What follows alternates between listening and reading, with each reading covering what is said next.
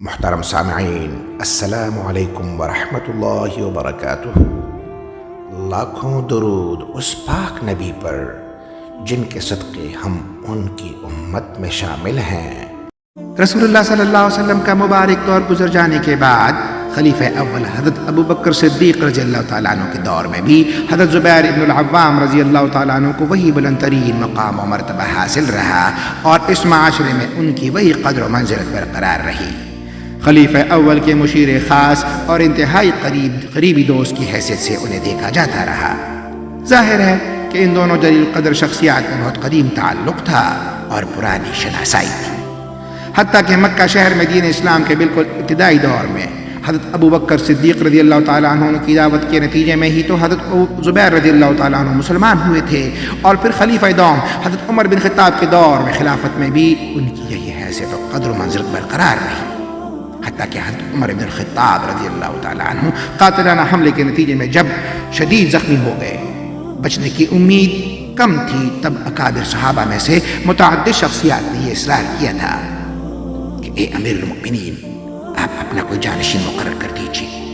اس پر حضرت عمر رضی اللہ تعالیٰ عنہ نے جن 6 افراد کے نام گنواتے ہوئے یہ تاکید کی تھی کہ یہی 6 افراد باہم مشاورت کے بعد آپس میں سے ہی کسی کو منصب خلافت کے لیے منتخب کر لیں، ان 6 افراد میں حضرت زبیر ابن العوام رضی اللہ تعالیٰ عنہ بھی شامل تھے۔ 25 ہجری میں باغیوں اور شرپسندوں نے جب خلیفہ سوم حضرت عثمان بن عفان رضی اللہ تعالیٰ عنہ کے گھر کا محاصرہ کیا اور پھر انہی باغیوں کے ہاتھوں حضرت عثمان غنی رضی اللہ تعالیٰ عنہ کی شہادت کا المناک واقعہ پیش آیا، اور پھر عرصہ دراز تک اس المناک واقعے کے بھیانک نتائج و اثرات مختلف فتنوں کی شکل میں مسلسل ظاہر ہوتے رہے۔ 36 ہجری میں بصرہ کے قریب دریائے فرات کے کنارے ایسا ہی ایک افسوسناک واقعہ پیش آیا جو کہ دراصل یقیناً فتنہ قتل عثمان ہی کا لازمی نتیجہ تھا۔ اس افسوسناک واقعے میں، جو کہ تاریخ میں جنگ جمل کے نام سے معروف ہے، کے موقع پر جب حضرت زبیر بن العوام رضی اللہ تعالیٰ عنہ بھی وہاں موجود تھے، تب جنگ کے آغاز سے قبل حضرت علی بن ابی طالب رضی اللہ تعالیٰ عنہ، جو کہ اس وقت مسلمانوں کے خلیفہ چاروں کی حیثیت سے فرمان روا اور امیر المؤمنین تھے، کی نگاہ جب حضرت زبیر بن العوام رضی اللہ تعالیٰ عنہ پر پڑی تو وہ ان کے قریب آئے اور سرگوشی کے انداز میں ان سے کچھ بات چیت کی۔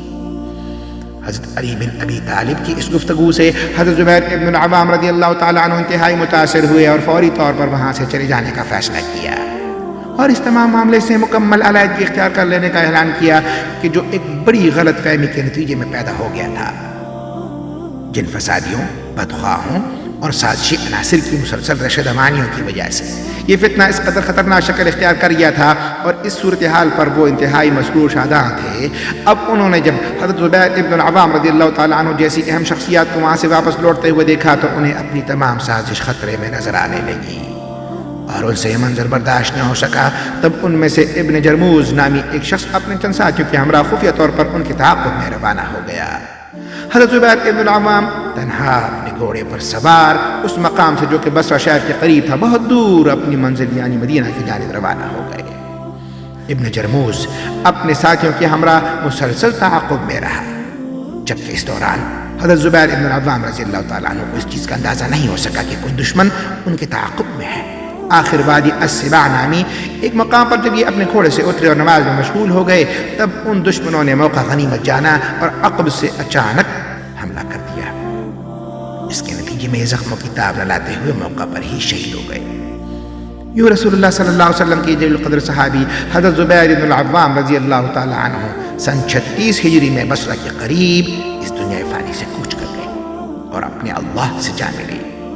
بصرہ کے قریب ایک بستی میں انہیں سپرد خاک کیا گیا۔ وہ بستی انہی کی طرف نسبت کی وجہ سے آج بھی الزبیر کے نام سے معروف ہے۔ ان کی تجہیز و تکفین کے موقع پر حضرت علی بن ابی طالب رضی اللہ تعالیٰ عنہ بھی موجود تھے، جو اس موقع پر مسلسل ان کے لیے دعائے خیر کرتے رہے اور تحسین آمیز کلمات کے ساتھ ان کا ذکر خیر کرتے رہے۔ اللہ تعالیٰ جنت الفردوس میں حضرت زبیر بن العوام رضی اللہ تعالیٰ عنہ کے درجات بلند فرمائیں، اور ہمیں وہاں اپنے حبیب صلی اللہ علیہ وسلم نیز تمام صحابہ کرام رضوان اللہ علیہم اجمعین کی صحبت و معیت کے شرف سے نوازیں، آمین۔ اقول قولی واستغفر اللہ لی ولکم ولسائر المسلمین۔